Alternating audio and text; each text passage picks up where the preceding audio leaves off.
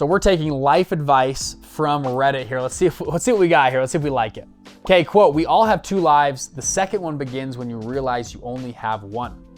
I don't know if that makes sense, but I heard it somewhere.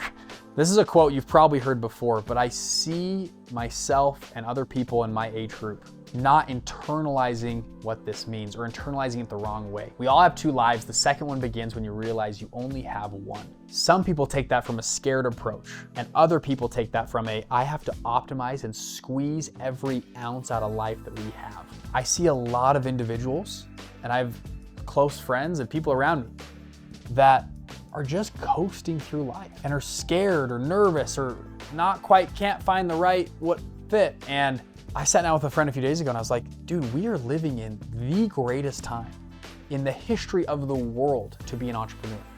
Our great-great-grandparents would be so jealous of us. Imagine trying to start a business back in the 1850s. You have a fractured banking system, not easy access to capital. You have no internet, no way to learn stuff. Right now, if you want to start a business, there's number one, there are hundreds of websites that specifically help you build businesses. There is SBA loans, there's bank financing. You can start a business for way less capital and you can just do it with one person with AI agents and robots. It's crazy.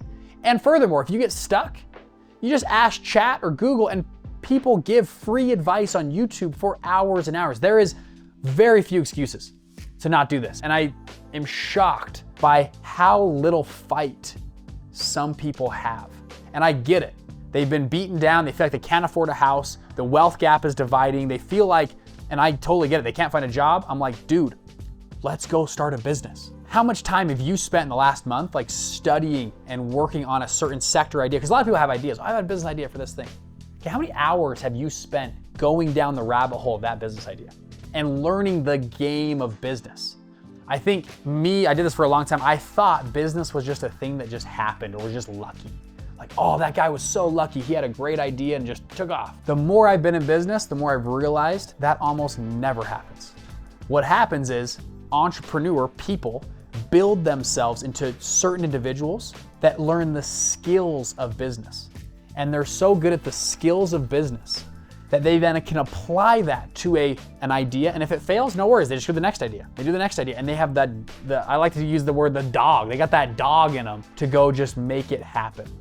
And it saddens me, actually. I meet with in my church, I actually work with a lot of the youth and young people, and it really saddens me how little fight they have. And they meet with me for 5 minutes and I'm like my hair's on fire. I'm like, dude, this is the coolest time to be alive. And they're like, oh, I didn't realize I could like just go on chat and start asking like how to build a business and teach me about sales and teach me about marketing and what things should I learn. And then if that doesn't work, there's mastermind groups and tutors and mentors and people in entrepreneurship that like will train you. It just takes the work and the dog to go out and do it. It's interesting. And so back to this quote, I think this was spot on.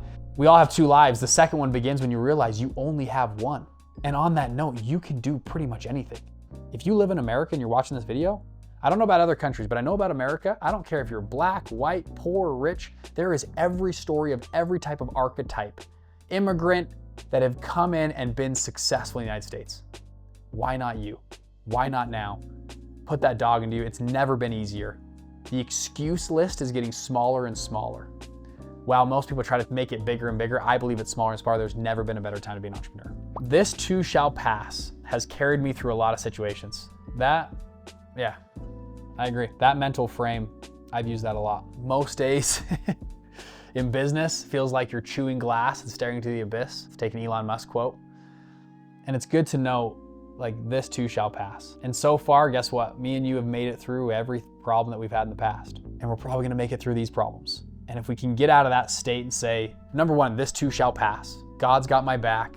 I'm working towards something good. And even if this thing fails, I'm building myself into someone better that will learn from this failure. And a mental frame that I have loved my entire life is, this will one day be the story that I will tell. This challenge, this heartache makes the best stories. The stories we like to listen to on stage or in a movie comes from the people who had the greatest hardship. And so if I can look at my situation and say, okay, this is the story that I will one day tell, that mental frame has changed everything for me with this one too. This too shall pass has carried me quite a bit. All right, we're taking advice from Reddit. Here we go. Quote, worry is not preparation. It's a quote this person got from their mom.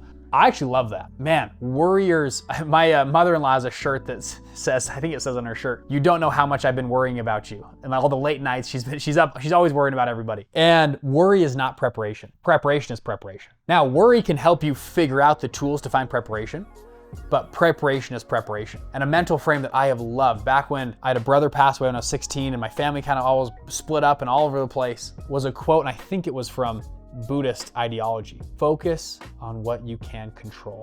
Everything else doesn't matter. If you focus on what you can control those outcomes. A lot of worry comes from things we can't control. And if you can't control it, we might as well not worry about it. It's in God's hands. But focus and worry on what you can control and change the variables of things you can control. When my brother passed away, I couldn't control that. My family was blowing up, I couldn't control that in high school. So what I did was focus on what I could control on. And that was getting good grades, making the sports team, having good friends, meeting people, like helping the people around me. I could focus on that. And actually it filled my soul with so much good stuff. And it helped me separate from all the sadness, anxiety, all the other stuff, the worry that was surrounding my life at that time. Wherever you go, there you are. You can't escape you. So you gotta work on you. It's pretty well said. You can't escape you. So you might as well like who you are. And if you don't like who you are, the truth will set you free. Try to be someone that likes you. And if you've done stuff in your past you don't like, go through the process of forgiveness and repentance and change. But you gotta work on you. You gotta build you. I love that, man. Well put.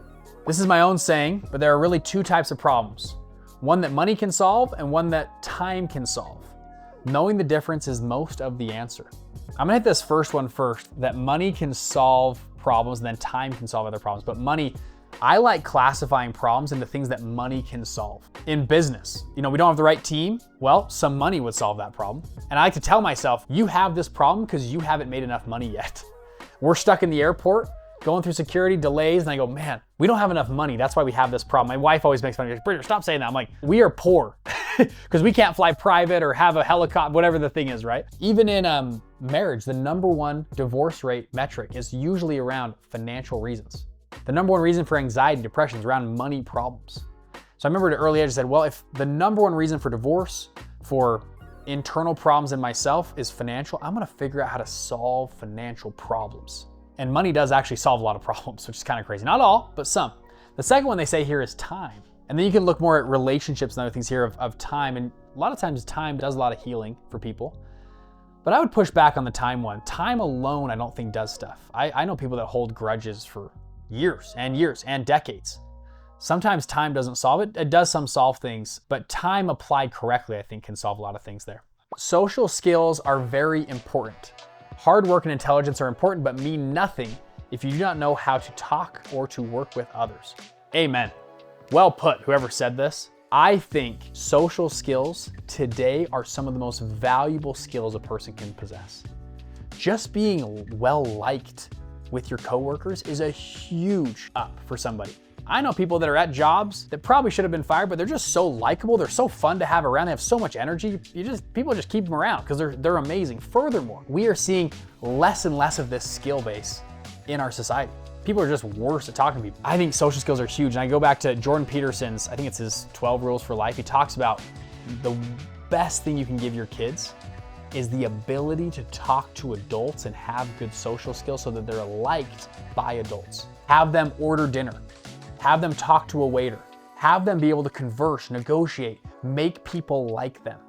One of my favorite books of all time, I read it about every year, I've read it about 12 times, is How to Win Friends and Influence People. That book has absolutely shaped my life. I wish if everyone in the world read that book, we would have a fraction of the society's problems that we have right now. That book is the most phenomenal book, one of the most phenomenal books on planet Earth. Second thing I'll add here to this, hard work and intelligence are important, but mean nothing if you do not know how to talk or work well with others. I think that goes hand in hand with confidence. Confidence is half the battle. Literally half the battle is just believing that you can do it. In dating, in marriage, in a workplace setting, just having the confidence. Have you ever met somebody that just has confidence and you're like, oh, they always make a fool of themselves? Well, guess what? How often does those confident people get what they want? Pretty often. Yeah, they might have flubbed it up with they go meet a girl at the party and they mess that one up and they mess up the next one. But guess what? That person generally has a girlfriend or a boyfriend. That person generally gets the date or finds the job. Confident people, even if it's overconfidence, generally get what they want out of life. And I truly believe confidence is at minimum half the battle, if not more. So you pair this with social skills plus confidence, you can do anything in society. So a follow-up to that is, how do you develop confidence? It's a good question.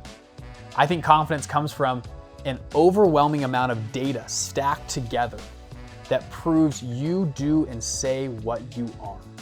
If you're like, how do I build confidence? There's great books called, Make Your Bed in the Morning, Brush Your Teeth, Follow a Schedule. What does that do? It builds you a routine of, I'm a disciplined person. I follow through with what I say I do. I'm someone who goes out and does things. The second side of this, though, that I think is almost an easier way, is having a realization, almost a drunk realization of no one really cares. A little bit of that mentality of like, let's just go try stuff.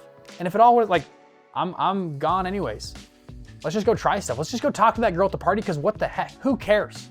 That mindset, I think, can give you, I call it drunk confidence, and or I am what I say I am, and those paired together can create a very confident person. And again, confidence is half the battle. Spot on what this person said here.